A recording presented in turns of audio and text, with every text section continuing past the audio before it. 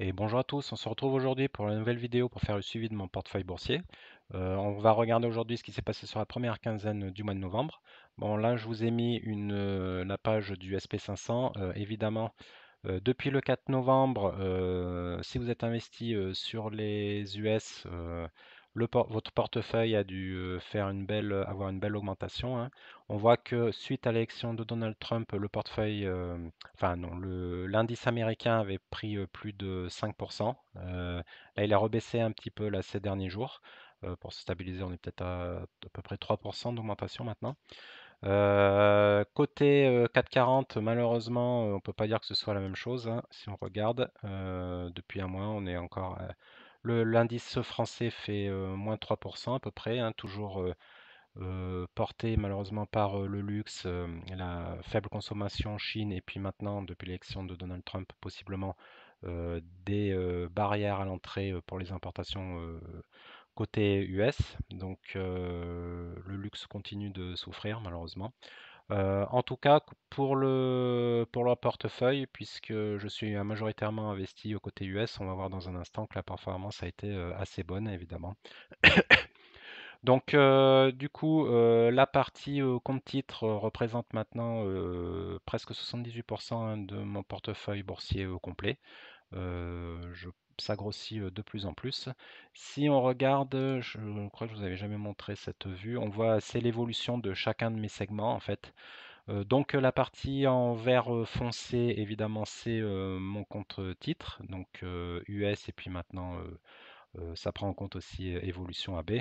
Je pense que va falloir que je vais changer peut-être un peu ma répartition, vu que maintenant j'ai cette action qui est un peu toute seule pour l'instant, l'action suédoise évolution AB. Je vais peut-être modifier et remplacer mon PEA qui maintenant n'a plus que 3 actions par un compte titre, je vais l'appeler, je pense, compte titre Europe. Comme ça, je vais pouvoir inclure évolution AB et pouvoir faire le suivi de ma performance ensuite, donc sur la partie US et la partie Europe. Je pense que ce sera plus intéressant à suivre que juste mon PEA qui a pas mal baissé récemment en nombre de titres. Donc je pense que je vais faire ça à partir des prochaines vidéos peut-être. Du coup, je disais la partie compte titre US, donc maintenant plus de 30 000 dollars. Vert clair, c'est ma partie là que j'ai démarré au milieu d'année. C'est mon ETF All World hein, qui prend de plus en plus de place. On est à peu près à 30, ouais, 3 000 euros. En rose clair, c'est mon autre ETF SP500 aussi. Du coup, maintenant, ma partie ETF compte pour à peu près 6 000 euros hein, maintenant. Donc ça prend de plus en plus, et c'est bon, c'est prévu, ça prend de plus en plus de place dans le portefeuille. Et puis également du fait, donc suite à mes renforcements mensuels que je fais, et puis suite à l'excellente performance sur l'année 2024 hein, des indices, sauf le 440 encore une fois. Et puis donc mon PEA donc, qui est de moins en moins important hein, vu que j'ai réduit mes lignes au fur et à mesure hein, depuis quelques mois. Voilà, pas à peu près un peu plus de 2000 et quelques. Et puis la partie ETC, donc matériaux, cuivre, pour l'instant qui est vraiment toute petite évidemment. Donc au niveau des transactions depuis le début de mois, il ne s'est pas passé grand-chose. Donc lors de la dernière vidéo, je vous avais montré ma vente de Total Energy, j'en avais parlé. J'ai fait mes dépôts et mon DCA en début de mois juste avant l'élection. Ça a permis de gratter un peu quelques gains sur ma partie ETF aussi. Donc j'avais fait mon renforcement mensuel avec 4 nouvelles actions. Le 7 novembre, j'ai racheté de nouveau 2 actions Alphabet pour 179 dollars. Donc en dessous des 180, bon, je continue de renforcer.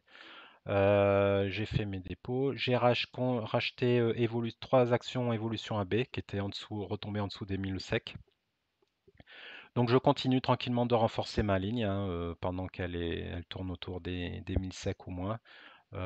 Cette belle action suédoise. On va voir quand est-ce qu'elle va repartir, hein, parce que les chiffres fournis tous les trimestres sont bons, mais pour l'instant, c'est vrai que les investisseurs, le marché a pas l'air de vouloir en prendre, mais bon, je pense que je suis assez optimiste sur les mois qui viennent.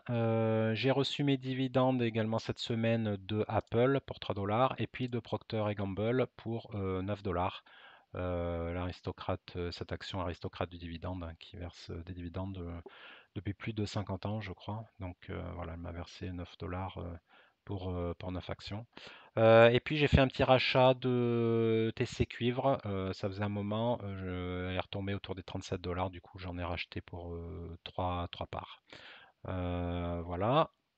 Côté graphe, du coup, côté position, avec mon achat d'actions Alphabet. Donc c'est aujourd'hui du coup ma première position pour à peu près 3400 euros. Suivent ensuite évidemment mon action Visa 3200 et puis là elle bataille avec mon action Kinsale pour la deuxième place 3100 presque 3100 euros. J'ai ensuite mes deux ETF hein, qui les deux lignes grossissent de plus en plus hein, par définition. Viennent ensuite mes GAFAM, enfin les autres GAFAM, Microsoft, Amazon et Apple. O'Reilly Automotive qui continue de bien performer.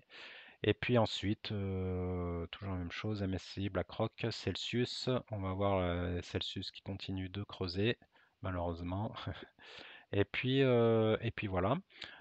Du coup, on peut regarder rapidement. Donc, la vidéo, comme c'est une vidéo de milieu de mois, je vais essayer de la faire assez rapide. Côté graphe, on va voir ça tout à l'heure. Les titres. Du coup, ce mois-ci, qu'est-ce que ça donne? Mois courant pour l'instant. Le mois se passe très bien hein, suite à l'élection américaine. On a une bonne performance des actions américaines et également, en fait, on a eu un renchérissement du dollar par rapport à l'euro qui en fait est venu amener près de 3% du coup de performance aussi, hein, puisque étant donné que la majorité de mon portefeuille est coté aux US, bah, une fois ramené en euros, qui est bah, ma devise cible, ça fait une belle performance.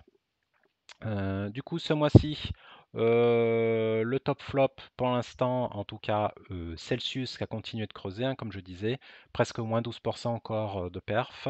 On est maintenant à 25 dollars. Si on continue comme ça, bon, on va bientôt trouver du pétrole.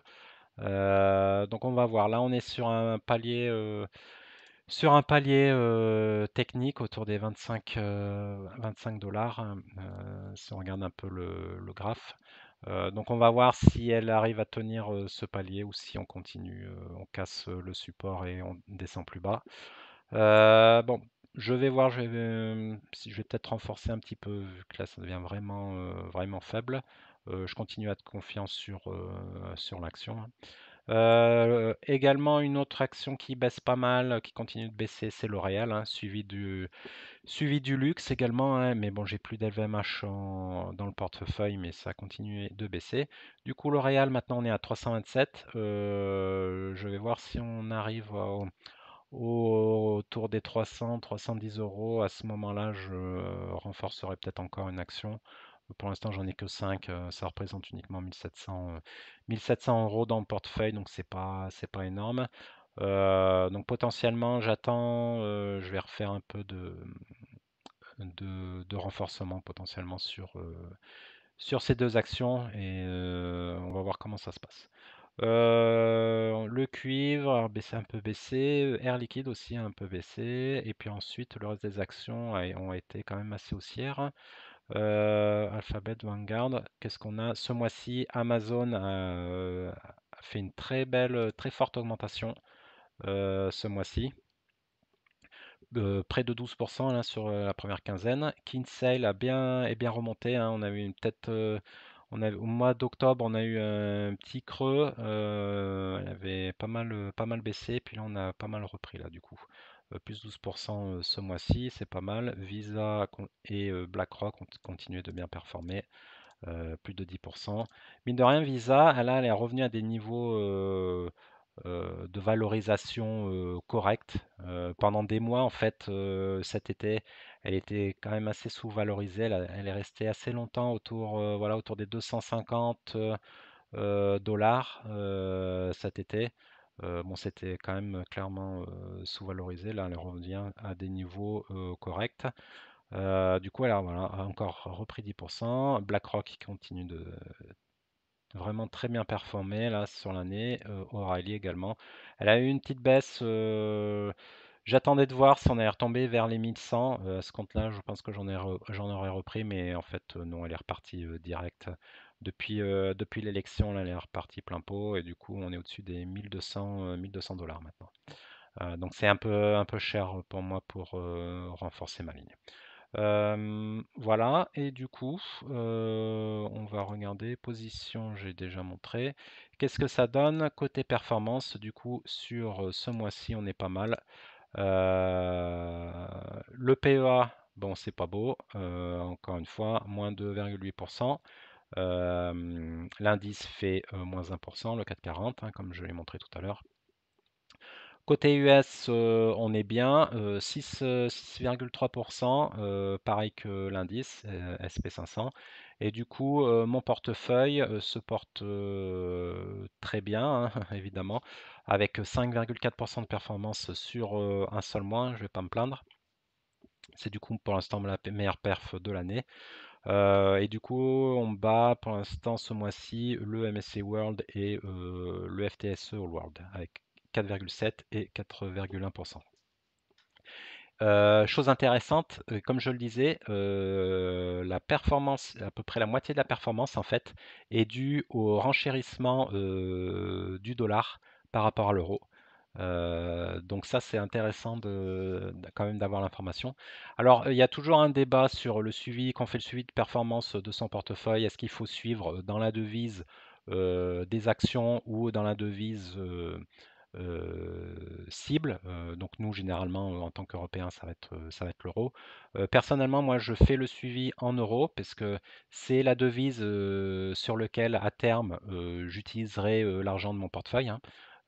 Et donc en fait, c'est important de regarder l'ensemble de la performance, c'est-à-dire la performance du sous-jacent, donc des actions, mais également de la devise dans laquelle sont les actions.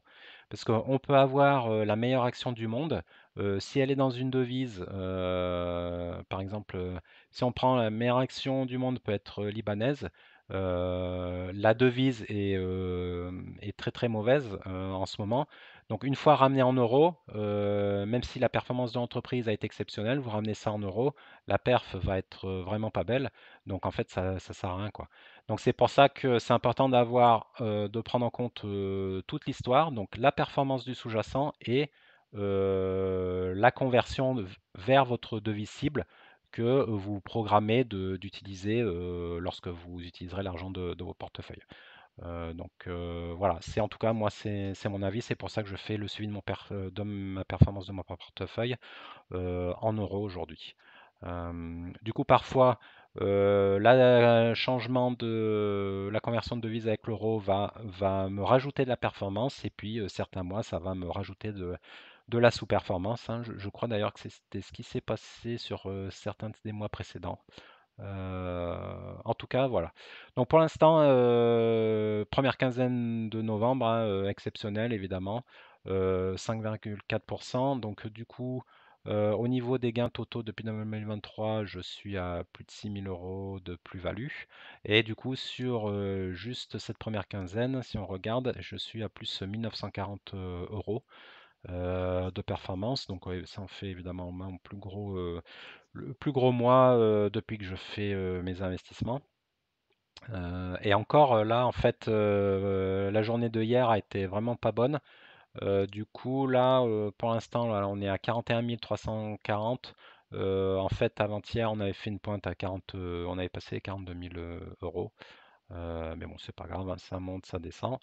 Euh, du coup, au niveau du graphe, voilà, bah ça, la grosse baisse là, c'était la journée d'hier. Du coup, je suis toujours au niveau des perfs entre mes deux indices de référence, le FTSE All World en vert et en rouge le All World. Voilà, c'est ça, 45% en cumulé contre 45% pour le All World et 49% pour le MSCI World, qui fait une magnifique performance sur l'année. Voilà, pensez à liker et à vous abonner à ma chaîne, hein, ça aide à faire monter la chaîne dans l'algorithme YouTube pour le référencement. Je vous souhaite de bons investissements et puis on se retrouve dans 2 semaines pour voir, pour faire le bilan de mois de novembre et voir si la performance a été encore meilleure sur le reste du mois ou si on est retombé, si on fait comme en octobre, si on est retombé bien en deçà des 5% de performance. Voilà, je vous souhaite de bons investissements et à bientôt. Au revoir.